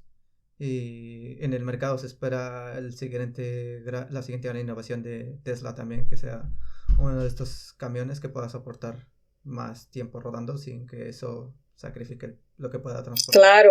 Sí, con los Y camiones yo imagino, en cuanto si tuviéramos un camión eléctrico, pues en ese negocio el problema es el tiempo, ¿no? Que tienes que llegar de punto A a punto B en tiempo más corto posible, dentro de posibilidades del conductor. Pero si se acaba la electricidad, ¿no? Tu gasolina, electricidad, pues tienes que recargarlo. Y la recarga tarda, no como con el combustible convencional, ¿no? Esto no son 5 minutos. Esto ya hablamos de horas. Sí. claro. Bueno, Es un y problema. Sí, y que además- para tener una autonomía de kilómetros, es que además un camión no hace 100 kilómetros, ni 500. Un camión igual bien va de aquí a Londres y pues, Sí. son Claro, miles de aquí, kilómetros. aquí en Brasil, Hablando de Europa, Sí, claro. Lo que conozco. Los conductores, por lo menos en Europa, tienen que hacer pausa cada 4 horas. Entonces, bueno, no sé... Incluso menos, cuánto- sí, estoy seguro. Sí, o incluso menos. Entonces, bueno, pero no sé cuánto tarda una pausa. Supongo que no tarda más que Muy poco. media hora, ¿no? Mm. Entonces tienes No, media hay- hora para cargar. aquí tenemos el sistema al revés, que lo presiona a los camiones, a los conductores a entregar el más rápido posible. Entonces, hay unos que incluso se hace necesario tomar estimulante para mantener ahí la conducción. Sí. Pero eso Quizás es otra cosa. Quizás hidrógeno sería buena solución para... Sí, quizás Sí. hidrógeno sería buena solución porque, como sabemos, el tiempo de recarga tarda muy Es poquito, una de ¿no? es una de las grandes ventajas del hidrógeno, que tiene un tiempo de recarga rápido. Va a ser un combustible también. Claro, Pero claro. vamos. Lo que pasa es que necesita espacio, ¿no? Y a los camiones. Ujú. Bueno, solo para tenerlo en cuenta más o menos, a un camión que tiene una mercancía de 20 toneladas, lo necesitará 12 toneladas solo de baterías, Vaya, más que la mitad. sí. Vale. Y a uno, para tener una noción del también un motor de 500 caballos a un camión, es más o menos el suficiente para la electricidad de 40 viviendas. Un camión. Así que nada, es que Nada, para... Que el No, camión no. tiene mal futuro. Sí, hay que reducir la dependencia de mercancías y de ahí los camiones y de ahí... Y sí, hay un trabajo bastante pues- grande ahí así. Sí, de hecho, bueno, ahí se están haciendo muchas políticas en todos, bueno, pues en todos los sectores. De hecho, por ejemplo, en el sector de aviación y del tren, Francia acaba de anunciar que va a prohibir los vuelos internos si se pueden hacer en tren en menos de 2 horas y media. A mí me parece un notición, un primer paso, decir, el tren es más eficiente, contamina menos, consume electricidad, que es la única fuente, la única cosa que de momento sabemos hacer bien con renovables. Y ellos, bueno, como su objetivo, digamos, que es recortar las emisiones en un 40% de aquí a 2030. A ver, yo lo que pienso personalmente es que sigue siendo un primer paso débil, o sea, que necesitamos más, porque el coste ambiental y el coste energético que tienen los aviones es muy diferente al de los trenes y deberían ir un pelín más allá. Pero bueno, es un primer paso que de momento es el primer país que he oído que lo propone, así que estoy contento. De hecho, con España estoy esta semana bastante cabreado porque han sacado su plan europeo al vehículo privado y van a ver, espera que busque el número. Son 13.000 millones de euros que están invirtiendo en movilidad sostenible. A ver si adivináis qué se entiende por movilidad sostenible. Bien, vehículos eléctricos. En todo el plan de movilidad sostenible solo hay menciones para el ferrocarril cuando es para hablar del AVE, de la alta velocidad. Nada de cercanías, nada de mover camiones a trenes de mercancías. Entonces, es bueno, que de ahí no me parece sostenible de alguna forma. Es que ponen la palabra sostenible y realmente lo que están haciendo es continuar con la misma lógica de mercado que tenían hasta ahora, y es un poco, bueno, pues estoy cabreado, vamos a dejarlo ahí. Y bueno, quería mencionar esto porque, tal como estabas diciendo de las nuevas formas de usar el camión y tal, creo que ya hay normativas y políticas que se están llevando a cabo en el sector de los camiones, ¿verdad, Michelle? Sí, la verdad hay algunos programas, algunas iniciativas que ya están haciendo para una cuestión de logística, ¿no? Para reordenar ese caos que no tenemos en la área urbana, que es la que más afecta, ¿no? Directamente. En Australia, por ejemplo, hay un programa de acceso inteligente, en lo cual tiene un ahorro energético que puede llegar a 20%. Que es que en 2008 ese programa monitora utilizando los vehículos, utilizando satélites por un seguimiento inalámbrico. Entonces, lo tiene ese programa estructurado y digitalizado a controlar las mercancías y la ruta de los camiones. Un otro también es la reprogramación de la entrega en la área urbana, ¿no? Entonces, lo cambia el horario de entrega, entonces reduce un poco los contaminantes locales y lo puede reducir hasta 67%. ¿Cómo funciona eso? Reemplazar el tiempo.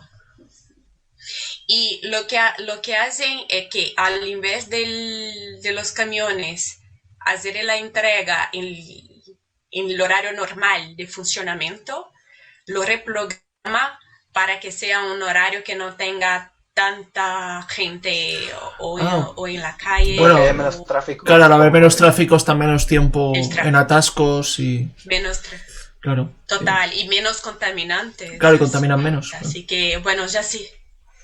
Claro, ahí lo tienen los pilotos que incluyen Polis, que es la Unión Europea, y PIEC, que son en los Países Bajos. Si hace mucho en Nueva York, ya lo tiene reprogramando ese programa, en Bogotá y en São Paulo también. Claro, ahí ya os vale organizar el tráfico, porque Claro. tenéis mucha gente en poco espacio. Bueno, y por fin hay un programa, un centro de consolidación urbano que está bastante interesante, que lo que hacen es agrupar los envíos de varios remitentes y consolidan en un solo camión. Entonces, bueno, imagina que tenemos 5 mercancías de distintos lugares cercas, y lo puede unificar eso, ¿no? Y bueno, y lo llega también a reducir las emisiones de CO2 de 20% y a unos 50%. Wow. Si es que solamente con que nos organizáramos un poco, podríamos reducir tanto haciendo lo mismo. Simplemente haciendo lo mismo. Imagínate ya si empezamos a reducir la demanda, pero... Es que además el problema que ya lo he mencionado del crecimiento de los camiones y todo eso, es la falta de logística y la administración. Entonces, se junta todo eso y se torna un caos, ¿no? Convivir. Así que, bueno, ayudando de un lado al otro ya nos permite un poco más de acceso, de un acceso más sostenible, menos contaminante Sí, de hecho creo que en el sector marítimo se están llevando a cabo algunas medidas similares, ¿no, Guille?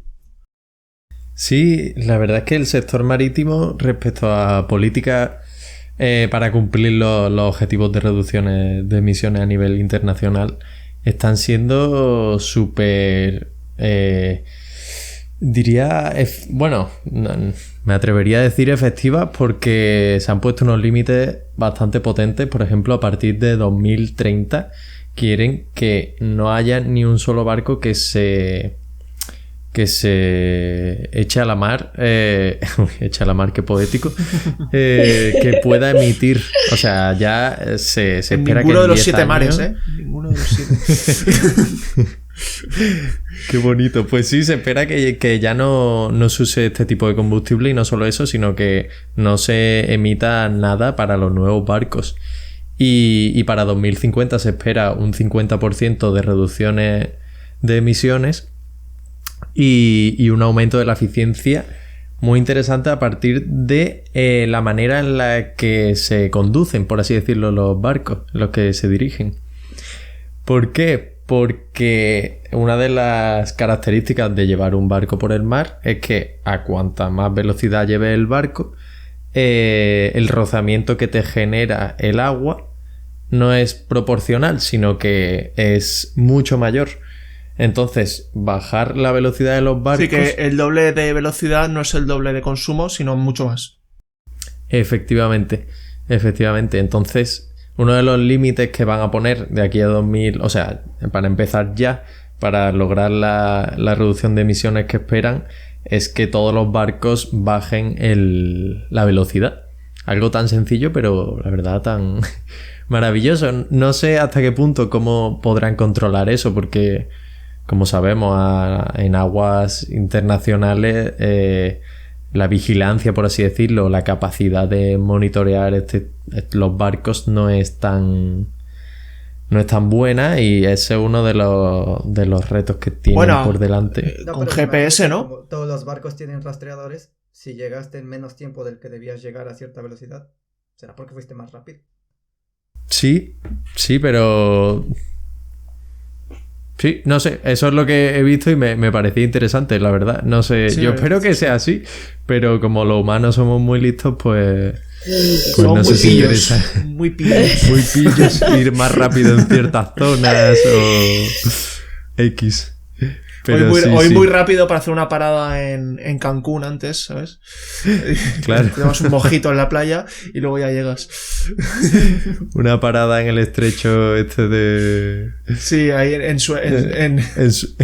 ¿Suez era? No, ¿era Suez? Sí. Y luego seguimos. Ahí.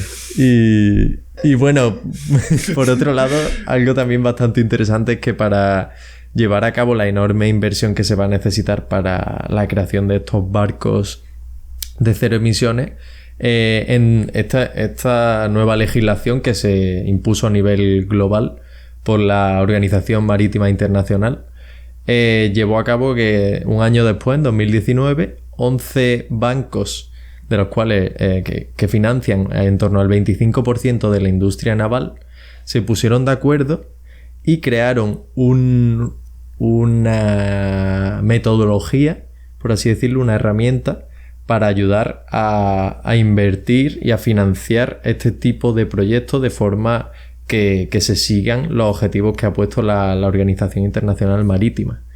Entonces estamos diciendo que se ha creado realmente un sistema a nivel financiero internacional muy gordo para llevar a cabo estas medidas, y me encanta porque es algo que pienso, joder, si esta gente se ha puesto de acuerdo con un tratado internacional estricto, ¿qué cosas se podrían hacer con tratados internacionales estrictos y una financiación adecuada y organizada, ¿no?, por los grandes bancos, si se pudiera? Sí, el ejemplo que yo doy siempre es, nos pusimos de acuerdo en Montreal, ¿no? Con el problema de la capa de ozono y se ha arreglado. Se prohibió el uso de aerosoles contaminantes, bueno, que destruían el ozono. Y se ha conseguido que, bueno, está en ello, la capa de ozono se está reconstruyendo. Pues, no sé, da esperanzas a que podemos hacerlo en otros campos, en otros sectores, ¿no? Pues siguiendo con el programa, creo, Machi, que el otro día nos estuviste contando unas políticas que habían implementado algunas aerolíneas muy curiosas. No sé si querías comentárnoslo. Sí, exacto. Aquí me centraré más en las compañías aéreas, ¿no? Que en las políticas de los estados o países. Entonces, bueno, el asunto es, lo que quiero comentar es cómo aerolíneas consiguen reducir las emisiones, básicamente reduciendo el peso que lleva el avión. Entonces, bueno, hay algunos ejemplos sutiles, como por ejemplo lo que implementó Virgin Atlantic, haciendo su cristalería más delgada, cambió ofertas de chocolate, ¿no? Modificó su oferta de bebidas. Y después de todos esos cambios... Era el chocolate a light, ¿no? Ahora. Vegan. Gluten free. Gluten free. Le quitaban el gluten y así iba más ligero. y bueno, después de todos estos cambios, la aerolínea ha estimado que perder 1 kilogramo de peso de cada avión de su flota ahorraría más que 100.000 litros de combustible al año, ¿no? Hablamos de ahorros enormes de dólares, ¿no? Y de CO2.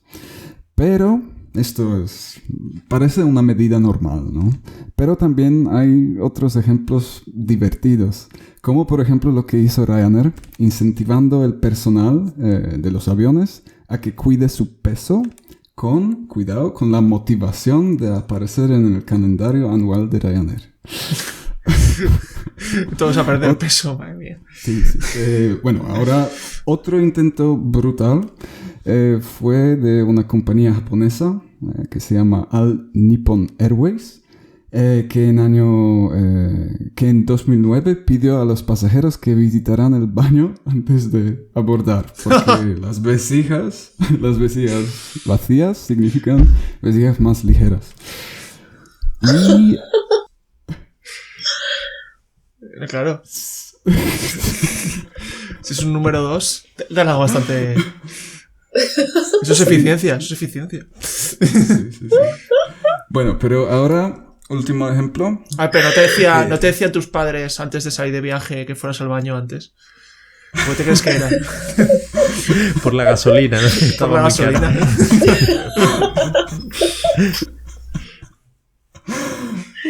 No.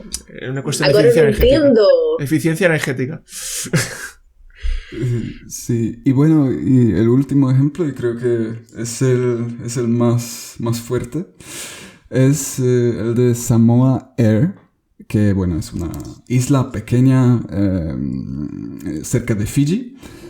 Pero bueno, de todas formas, lo que hicieron en 2013 fue introducir un impuesto llamado Fat Tax, por el que a los pasajeros se les cobraba una tarifa de acuerdo con su peso.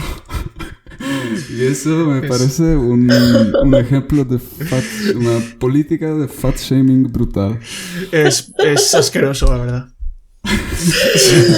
Fatal. Sí. Uy. Pero es que por eso tenemos destaco problemas que... mucho más serios que cuidar, ¿no? Quizá la mente de la gente. Sí, igual habría que empezar por la mente del que se le ocurrió eso y luego ya arreglamos el mundo del transporte. y ya por ir concluyendo, creo que donde más interés hay puesto es en la reducción de la contaminación de los coches y por lo tanto hay muchas políticas relacionadas con ello, ¿verdad, Beto? Muchos hábitos que se pueden cambiar, Pues muchas políticas sí que habría, pero como ya lo mencionaste, cuando me di a la tarea de buscar cosas para preparar esto, llegó un punto de un poco, podría llamarlo frustración, porque me di cuenta que todo estaba encauzado a hacer lo mismo con otro cacharro. En lugar de las soluciones que nos presentan los políticos y que nos presentan las organizaciones y que nos presenta el mundo del mercado en el que vivimos, es simplemente sustituir la gasolina, el diésel, el biocombustible, por electricidad. Que está bien, o sea, lo podemos pensar de manera crítica, con un sentido crítico está bien, dejaríamos de quemar combustible. Eso con el matiz de que si en el país se produce todo con energía renovable, ¿no? En Costa Rica, Noruega funcionaría. En otros países, pues no. Pero la cosa que vi aquí y que me puse a reflexionar es que a pesar de que haya tanto discurso y tantas ganas de que queramos cambiar, y las metas que se están planteando para el 2030 y el 2050, como las mencionadas hace un momento, de dejar de vender gasolina y que dejen de circular, en realidad la gente pues sigue consumiendo lo mismo. Incluso para el 2019 la Agencia Internacional de Energía mencionaba que de las ventas el 40% de autos vendidos fueron SUVs, sub. Estas camionetas grandes, unas Audi Q3, Q5, la BMW X4, Seat Ateca, Mercedes, Audi, todas estas marcas. Los hábitos siguen siendo los mismos. Seguimos poniendo al auto en el centro del desarrollo, en el centro de las ciudades. Y es que todas las opciones que hay para cambiarlo siempre llevan un pero. Me llevo la moto, pero son para 2 personas. Me llevo la bici, pero me voy a cansar. Pero no hay espacio. Pero me mojo. Si voy en el transporte público, tengo que compartir con gente. Y ya no puedo mostrar mi estatus con mi superauto. Y hoy quería centrarme, de hecho, en las ciudades. ¿Y por qué las ciudades? Porque es donde hay más gente y donde se contamina más. En verdad hay lugares a los que no puedes llegar si no es con auto. Y ahí tiene cierto sentido al día de hoy. Que podamos solucionarlo más adelante está bien, pero como nos dice el diagrama de Pareto, ataca los problemas más grandes y podrás tener los mejores resultados. En este caso son las ciudades, ¿no? Y con base en esto me puse a buscar un poquillo más. Y que me gustaría traer a colación el artículo del autor Luca Bertolini en la Universidad de Ámsterdam, que se ponía a pensar en estos hábitos, estas nuevas ideas, estos nuevos impulsos, para dejar de poner al auto en el centro, porque las calles no son solo para los autos. En las calles tenemos actividades sociales, nos encontramos con la gente, caminamos, hacemos negocios, vas y compras, haces ejercicio. Aquí y en muchas ciudades ves a la gente corriendo, trotando, lo hacen en la calle, los niños juegan y claro, también te mueves y te transportas, pero no es su única razón de ser. Y empezaré por una idea simple. Esto lo voy a hacer un poco rápido, pero se trata de ideas disruptivas. Si te imaginas que alguien llega y en estos lugares donde tienes parkings, tú pagas lo que te cobren, el euro, 2 euros, 50 pesos o 3 reales, y apartas tu lugar y lo usas para otra cosa. Pues bueno, en el 2005 a alguien se le decidió esta idea, pagó el parking y se puso a hacer otras actividades. Ponía actividades para pintar, juegos. Esto empezó a llamar a más gente. Y para llevarlo a cuánto pudo penetrar, para el 2014 hubo 162 ciudades en 32 países diferentes que realizaron esta idea. Los resultados fueron buenos. Se podían utilizar el espacio para otra cosa. Aunque la pega aquí fue que se empezó a vender más como un producto, o sea, ¿no? Era como un festivalillo y cosas así, pero fue un empoderamiento ciudadano al poder decir, si estoy pagando, ¿cuál es la diferencia entre tú y yo? Que yo estoy pagando mis euros y voy a utilizar este espacio. En el 2007 en Nueva York hubo otra iniciativa que fue Pavement to Plazas, donde ciertos lugares los utilizaban y los convertían en plazas comerciales, en plazas públicas, administradas por los ciudadanos, por los mismos vecinos, y lo hacían de manera cotidiana, ¿no? Y se habían bastantes mejoras. Cuando veías que estaba cerrado y que se volvían a plaza, la gente caminaba, iba en bici, utilizaba el transporte público porque las calles estaban cerradas. Claro, había mucha resistencia de un grupo de gente, la gente que tiene coche, ¿verdad? Tampoco son tantos en comparación con los que no lo tienen. Y bueno, había ahí una serie de stakeholders que a la gente que le interesaba, que tenía que lidiar con ellos. Uno de los ejemplos que más me gustó fue el que nació en el 98 en Bélgica, que se llama Play Streets. donde básicamente lo que se hacía era, con el apoyo de los ciudadanos, empezar a cerrar las calles a ciertas horas para que los niños jugasen en ellas. En lugar de que los coches pasasen, las motos, los camiones, los niños podían jugar en la calle tranquilamente, sin temor a que los atropellasen ni nada. Esto después fue permeando, después tenían ayuda de la policía y ya se sabía que de cierta hora a cierta hora sí se iba a hacer. Esta idea también llegó hasta el Reino Unido. Y en el 2011 las calles se cerraban por 3 horas, 660 calles en 67 localidades. De ese tamaño se empezó a instalar la iniciativa. Es una de las que más me gusta. Pero bueno, vamos a otro lado del mundo, que estaba muy de este lado. En Latinoamérica salía la idea de las ciclovías. Y no, Álvaro, no son las ciclovías que están en Valencia. ¿No son iguales? Hablamos de lo que en inglés sería avenidas cerradas, closed streets, en donde grandes avenidas con las grandes arterias que conectan la ciudad se cerraban por determinado número de horas y dependiendo del país y de la ciudad, determinados números de kilómetros, y la utilizabas como vía pública, como la gente se peatonizaba, una peatonización de las calles y para las bicicletas. Eso me tocó verlo en la Ciudad de México y en Puebla, que es de donde soy. Se cerraban y la verdad es que cuando ibas la vibra era diferente. Saber que el lugar que siempre ocupaba un auto lo tienes tú y tienes convivencia y ves a más gente, te llama y tienes gran publicidad y como que cuando las cosas se hacen bien la energía fluye y como que te llama a hacerlo, ¿no? Y creo que aunque puedan parecer pequeñas cosas, por algún sitio se debe iniciar. Y parece ser que necesitamos un cambio de paradigma. Estas ideas que se planteaban aquí necesitaban ciertos requisitos para que se pudieran seguir dando más adelante. Debían ser ideas radicales, debían ser ideas conductoras de cambios, deberían ser ideas feasibles también, se tienen que poder lograr, sí, viables, estratégicas y que puedan llegar de una cosa a otra y que fueran comunicativas, pero yo también es que pensar que la calle es una gran publicidad y mucha gente lo va a ver y a la gente que le interesa. Porque si todos los días pasamos por ahí, de una u otra manera lo vamos a ver.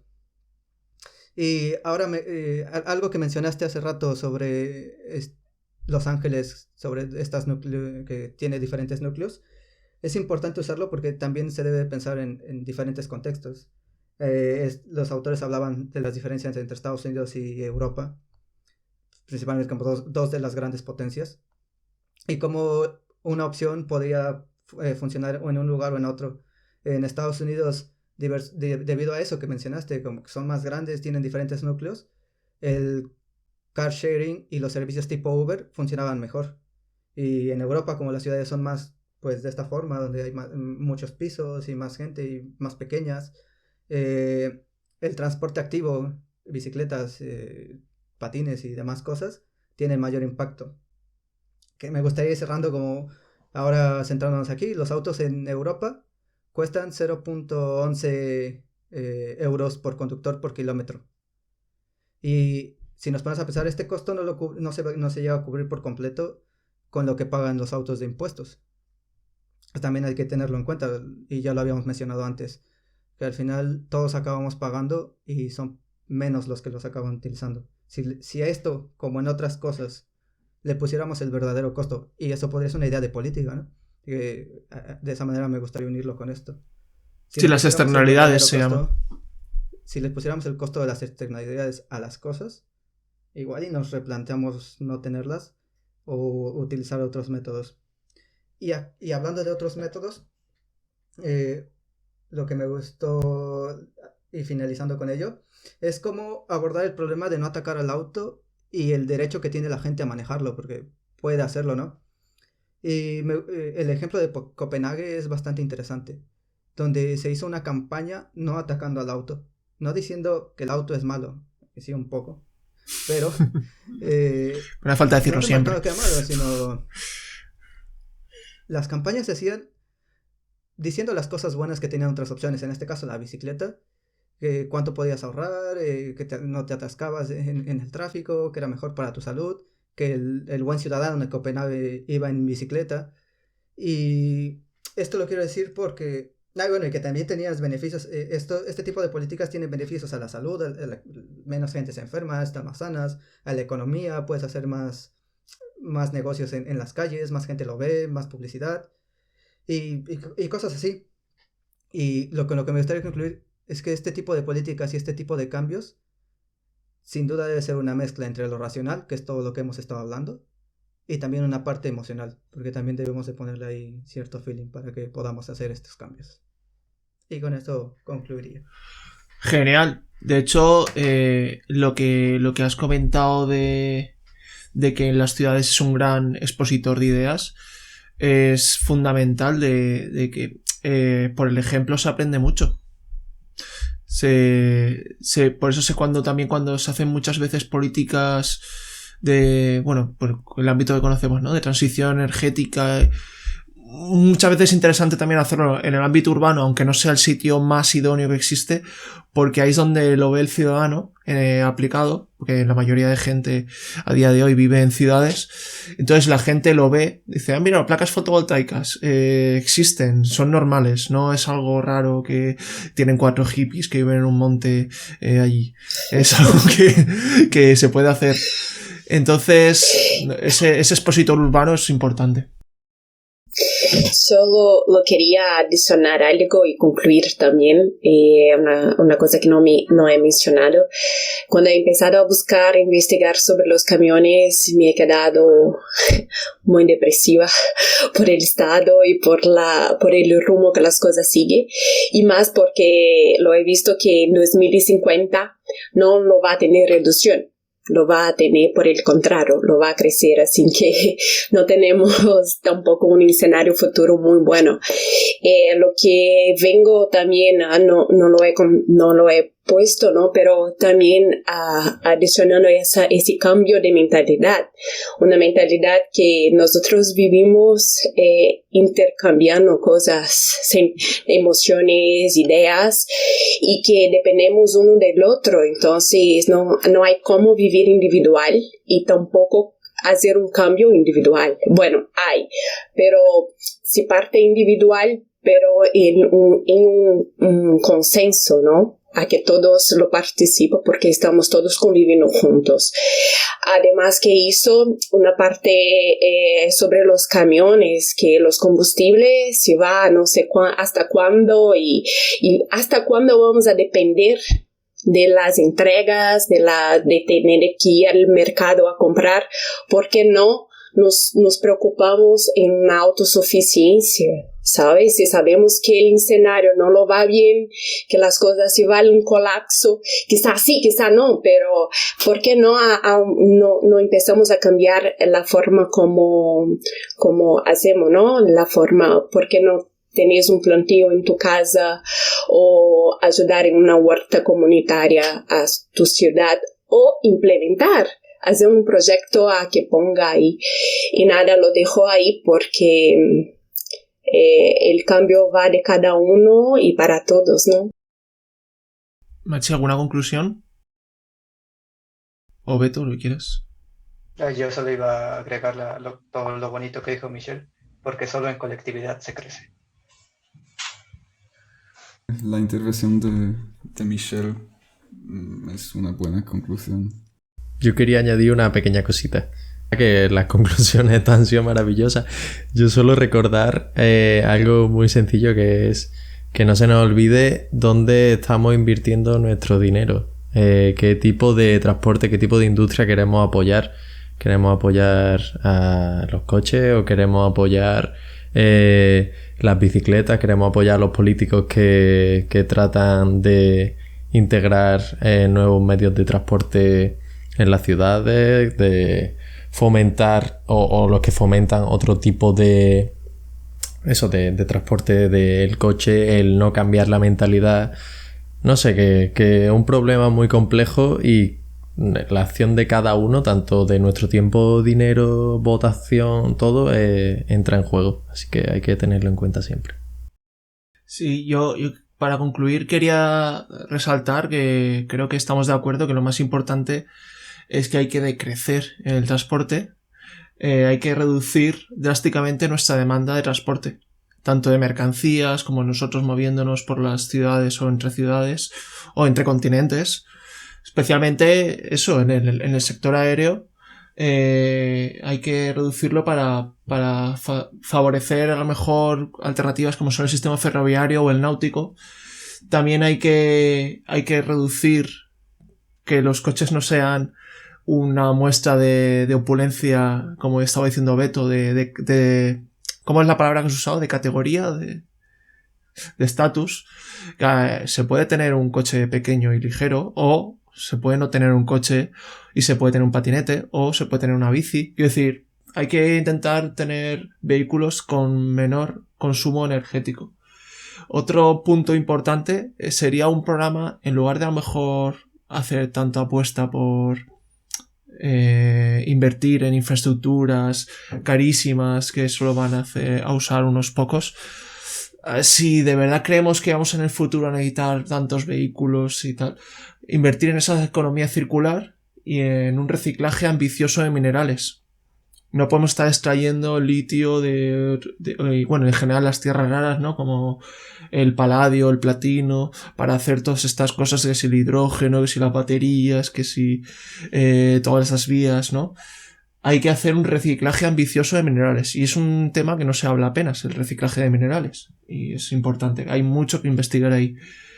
Y bueno, es sobre todo eso, de crecer, sustituir transportes con mucha energía, que mucho impacto energético por uno más reducido. Optimizar la logística, como estaban diciendo tanto en náutica como en los camiones. Y con esto yo voy a dar por concluido mi parte. Si no queremos decir nadie nada más, perfecto. Muchas gracias si nos habéis escuchado hasta aquí. Voy a solamente recordaros, como hago siempre con mi maravillosa voz y mi maravillosa dicción, nuestras redes sociales y nuestro email. Somos Una Energía Nada Corriente en Facebook, Twitter e Instagram. Y nuestro email es unaenergianadacorriente@outlook.com. Podéis escribirnos cualquier cosa, cualquier duda, si queréis referencias sobre alguna cosa que hemos dicho que no os queda claro y que tenéis dudas. A mí me han surgido dudas, alguna pregunta que se la voy a hacer ahora cuando colguemos. Y por favor, ponednos comentarios que os ha gustado. Alguna cosa que os preocupe especialmente del teletransporte. Se os ha quedado pendiente, que nos hemos quedado sin tiempo, como seguro que vais a haberos dado cuenta, porque este programa va a ser larguísimo. Nos ha quedado pendiente hablar sobre movilidad urbana. Hemos decidido que para otro día, pero eso quiere decir que hemos estado debatiendo muchas cosas muy interesantes.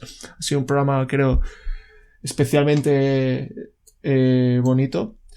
Y nada, muchas gracias por escucharnos y hasta la próxima. Adiós. Y había un árbol con guacamoles. No, de guacamoles. Un árbol con guacamole. De guacamole. Joder, guacamole. Aguacates. Espera. De accesibilidad, ¿está cierto? Cuando unos campos magnéticos y no me sale la palabra. Me acabo de dar cuenta que no he hecho al principio mi resumen de cómo era el tren. Es verdad. Aumenta la presión de inyección. Sí, no sé cómo. Los conductores que conducen... Bueno... Claro. Luego hay otros conductores.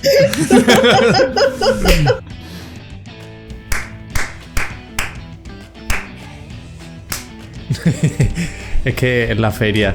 Es la feria. Esta semana es la feria, así que tenía que dar una palmadita.